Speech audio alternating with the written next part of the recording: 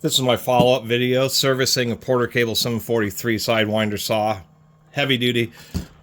This is one of the slightly older but still not made in Syracuse, New York, but made in Jackson, Tennessee. Still is an American made one, but Porter Cables, like Sidewinder saws, they were okay, but they weren't among their best tools. Their best tools were like routers and sanders and some of their worm drive saws, but this is okay. This is the one I just made a video about where I had to replace the guard stop because somehow it broke out on this saw, which is disappointing. Anyway, this is just going to be servicing, replacing the cord, inspecting the brushes, and pulling the front housing off and putting a little bit of grease into the gears. First thing's pulling out the brushes. You want to make sure you use a flathead screwdriver that's as big as that will fit because these little covers like to chip. And oddly enough, on saws, sawdust really likes to get into the brush guides. I had already cleaned these out before I started recording the video, but these brushes were filled, just absolutely packed with sawdust, and weren't able to move evenly. One thing about brushes, as we can see, this side's just a little bit taller than this one, so the trailing edge, or the direction that the motor is turning, ends up being a little bit higher. It doesn't matter which side the brush goes in, but if you're reusing the old brushes, like these are just fine, you'll want to make sure that this trailing edge stays in the proper orientation. And it's actually pretty easy to do because we can see this side of the brush is just totally even colored, and on the trailing edge there's this slightly discolored area where the sparks kind of build up, and that's how you know which side would face the trailing edge. Single reduction, so as the blade moves this way, the motor moves this way, so it's just pretty easy to keep track of. Since we are doing a fair amount of disassembly, we'll remove the blade just to make things simpler and easier, and we don't have to worry about dealing with it. Since this is a blade on the left, that means that the lock screw is reverse threaded. If the blade on the saw is on the right, it has standard direction threads. If the blade is on the left, then it will have reverse threads. The whole point to that is as the blade is rotating, it's always rotating in a direction that would cause the fastener to thread itself inwards, and that's why they do it that way. We're going to keep the brushes out because when we pull out the housing, the motor may want to stay in the housing, so we don't want to have the brushes get damaged. On a saw like this, it's going to be a little bit more of a chore in order to disassemble it. One half of the shoe is connected to the body of the saw. The other half is, of course, connected to the blade housing. So we're going to have to remove that by pulling this open, and then there's going to be a little E-clip here, and we're going to have to pop that out so we can get the lever off. Just use a little screwdriver and just pry it out of there. Pretty strong clip. This is a bow tie looking one like that. Pop that off. Now we can get the lever off. This has multiple points, so if it isn't tightening up how you want it, you can adjust the position of this lever. And to not get confused, we have a washer. We have the little nut. It doesn't matter which side it goes on, but you can see the wear, which side was facing down. And we have this wave washer. This goes over the top of the nut, and this is what helps provide tension on the little handle to help keep it from rattling around. So you don't want to lose any of those parts. The bolt that's in here will relatively stay in place when the blade, the retractable portion of the blade guard is down. Now that we have this disconnected, we can remove, and there appears just to be 3 major fasteners, T25s, one here, here, and on top. 3 fairly large screws, all the same size, so you don't have to worry about keeping track of their placement. And indeed, I was correct, the motor did want to stay with the housing. And with saws, they're just super basic, just a field winding in there and a couple brushes. A couple screws holding the field winding down. While you have it open, might as well make sure that those are tight. Sometimes those do loosen up. There was a wave washer that goes on the back of the motor. You want to make sure you don't lose that. That just helps provide tension. The motor does pull out, but you just have to grab a hold of it, get a really good grip, and you just got to rock back and forth and just really pull pretty hard. And it will pop out of there. We can see that there is an O-ring in there. And let's clean out some of the grease and put a little bit of fresh grease in there. Also, to determine the life left, take a real close look at the gear on the motor arbor, and you can just take something like a screwdriver and you can see where the wear edge was, and just run the screwdriver on both sides of the tooth like this, right where that little wear edge is. And since the motor rotates this way, the load is actually going to be, I should point it this way. Come on, camera. The load is going to be on this front side of the tooth, and so that's where there's more likely to be a notch if there is one. And you can just feel if there's like a really big shelf, as well as simply being able to see if it looks like these teeth are really worn down. And this motor still has plenty of life left in it. If you're feeling particularly sporty, there's just a snap ring. Surprisingly enough, the spindle is pretty free floating in there, so you could just remove this snap ring and then lightly tap on the back of this gear to push out that bearing if you want to get better access to the gearbox. I'm just doing a simple version here. Just put in a couple of dabs of grease. You don't want to put in too much, but if you do, don't worry, it'll push its way past the bearings. It's inevitably what happens. Also, down in here, I put a little dab of grease down the back there. One, it helps hold this little washer in place, which is a little difficult to deal with. And secondly, the rear bearing is rubber sealed on one side, but just metal shielded on the other. And this metal shield, of course, has a tiny little gap there. And that will allow some of it to push its way into the rear bearing.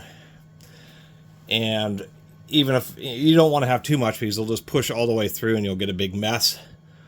But you put a little bit in there, and as the oil separates out of the grease, it'll make its way into this back bearing, and it'll help it last a lot longer. These back bearings on almost all power tools, drills, saws, etc., or grinders, almost all of them are the bearings that go out first, because the bearings that are up front either are, sealed or are in a gearbox, which has grease and oils, which inevitably makes its way into all the bearings up front. But in back, the rear bearing, all it has to go on is the grease that it comes with from the factory, and tends to dry up and oxidize and that type of stuff.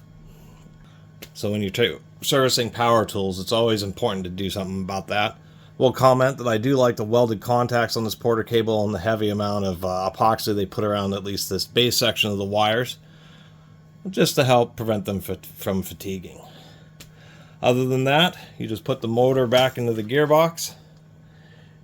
Just use like a rubber hammer or something just to make sure that you get it started straight, and then just tap it on until it's seated. And in this case, I was just able to put it on the carpet and just hit it with, make sure I got it started straight, and just was able to hit it with my hand to drive it home. It was by no means a press fit, just a tight fit. I did notice that these screws right here just have a pretty small head, and they were actually they were right on the verge of loose. They were just barely tightened in there, and I can see why, just because you have the very narrow edge of the screw in the plastic. And expansion and contraction, of course, this housing heats up when you use the saw. It all expands and kind of pulls the head of the screw into the plastic, and then it contracts, and then there's not as much tension. Can't do much about the upper screw here because it's in a recessed hole, unless you can find a real narrow washer. But I did find these number 8 washers, and so that's what I'm going to use here, just to distribute the load across a wider area so they'll stay tighter. When it comes to adjusting this handle, you just thumb tighten that little nut when you're reassembling this.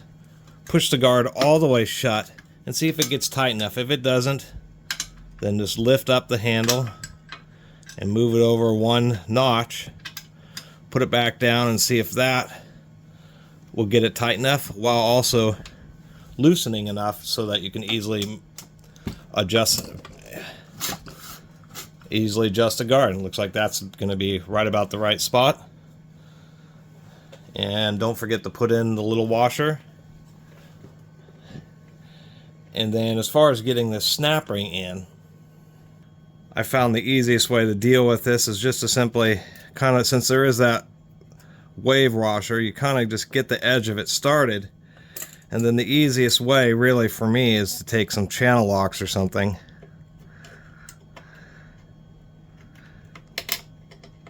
and just try to clamp it on there, which is oftentimes easier said than done. I think I need just a slightly smaller position here.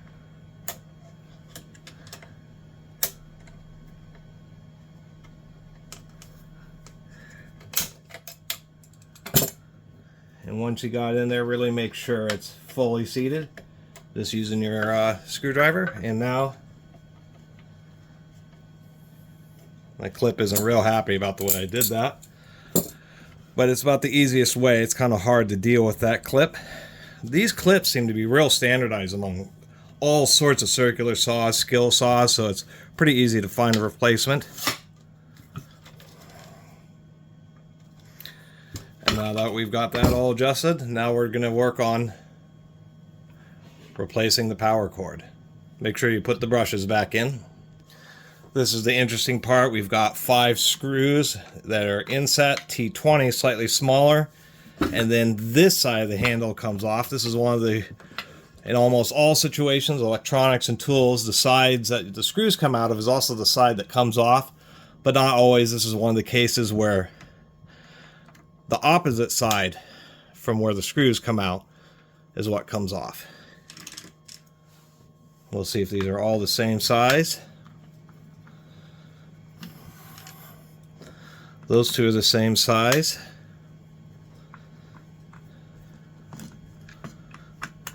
Same size. You'll want to double check because especially in like cordless tools, there will be screws that are different lengths when you take the bodies apart, and so you'll want to make sure that they stay in order. In this case, they're all the same length, so we don't have to worry about it. Whoop, we actually have 6 screws. I'm sorry, there's one more way down here in this top of the handle here.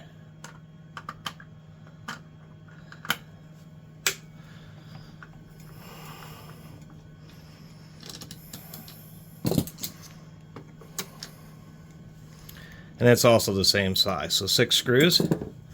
Once we've done that,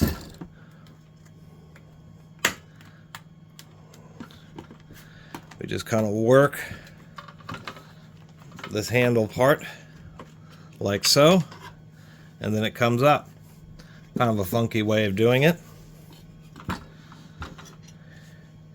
Here is our power cord, and if you're wondering, well, somebody had worked on this cord before, obviously, because it's so short and they didn't do a good job. It got caught up, pinched right here, which it should not have happened. And they didn't use any spade terminals. This is an example of what not to do.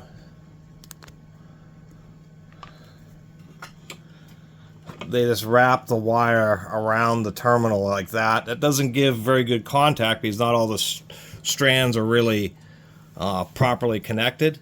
So we're going to actually crimp on some terminals there. Here, I mean. As far as how the cord pinch works, see, they didn't even have the cord properly pinched because instead of having a separate buckle, the buckle's here on the handle. So when you put on the handle, that's also, this crossbar pinches the cord into this galley here, and that's what retains it. And of course, I'll need to dig up another strain relief. The screw that holds on the trigger is extra short. You'll want to keep track of that. Usually you use the previous wire, but since this was cut a little bit too long, what we're going to do here is just make sure that the full cross section of the jacket just makes it past where the cord pinch is, because we need all that extra material for it to pinch down properly. And then it has to make this sharp bend, and you just want to make sure that there's enough wire to get around that bend and into the ring terminals. I would advise, even Harbor Freight sells these ratcheting terminal crimpers.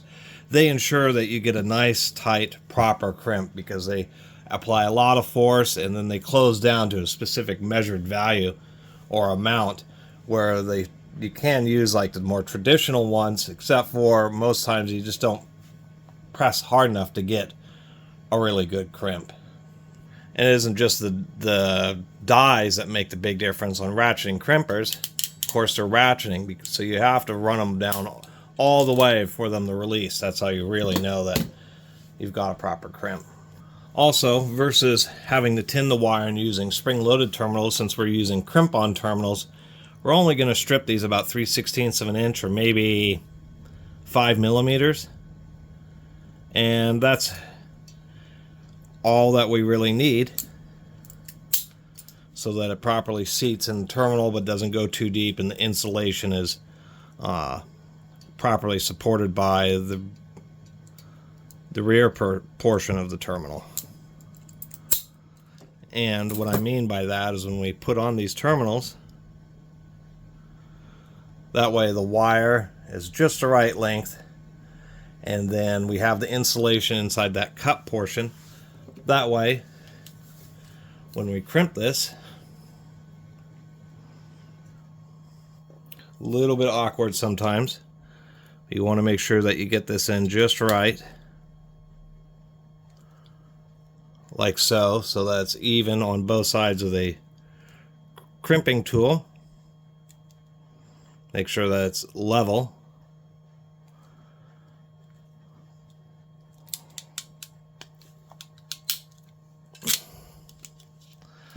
That way when you crimp it, the second portion of the crimper does this, where it crushes that in and helps secure the insulation of the wire into the plastic body of the wire terminal, while the wire itself is properly crushed, and you give it a good tug. But that's one of the nice things about ratcheting crimpers, is they do this so the wire insulation is actually part of the strain relief. When screwing down these terminals, make sure you get them cinched but not too tight, because they use brass nuts for increased conductivity. And it doesn't hurt just to double check to make sure the other ones are tight. And then it's just simply managing the cord into the handle, getting all the wires where they need to be. And this is how it's going to look. Get the wires in their little area, get them folded over, make sure you have enough insulation so that there's a good bite for the cord retainer, and attach the handle. Since even though this is kind of a soft, gummy cord end, still going to be a lot of stress right here. And so I've decided to put on just a piece of string tubing. Happens to be white because that's the only color I had that's big enough to get around the wire. That way, this piece of shrink tubing just adds a little bit of extra strain relief right in this area here, so that the wire will last a lot longer. Ran into a lot of power tools where the failure, and the power cord failed, and whatever it was right at the plug end, just because of fatigue. So this will help with that. One of the tricks, I do use lighters for shrink tubing, but you want to use the blue part, the low part of the flame. That's what prevents soot buildup, surprisingly enough. So if you just get real close and just use the blue part of the flame, then you can get a good shrink. The shrink tubing itself is not shrinking very good, but it does prevent it from charring. That was the worst shrink tubing. I can't believe I did manage to find some black stuff. And shrink tubing is supposed to work a lot better than what I was just showing with that white shrink tubing, that's for sure. It's really supposed to pull down tight. And the thicker and larger diameter tubing, you do have to add a fair amount of heat going all the way around to really get it to properly cinch. And there you have it. There's the full service guide. And right at the very end, I will, since I like to mention on all sidewinder saws, like on this, I have a ball bearing in the front, needle bearing in the back, and it allows just a little bit of side-to-side play, which seems to be common. Just maybe there's a few sidewinders that don't, but there's always a little bit. Where worm drive saws have strong pre-tension springs so that the blade just doesn't have any wobble whatsoever. And that's due to the nature of the precise alignment that worm drives need. And it also lends to making pretty nice clean cuts, just because on a saw like this there is still, let me unplug it here,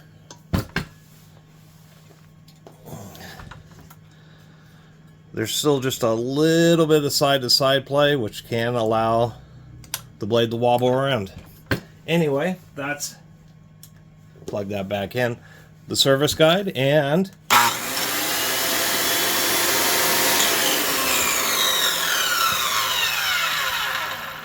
sounds just fine, and it's ready to go with a proper 14 gauge power cord, some extra grease in the rear bearing, refreshing the grease in the gearbox,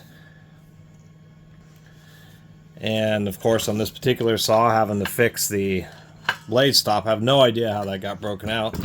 That's the general service guide. Thanks for watching.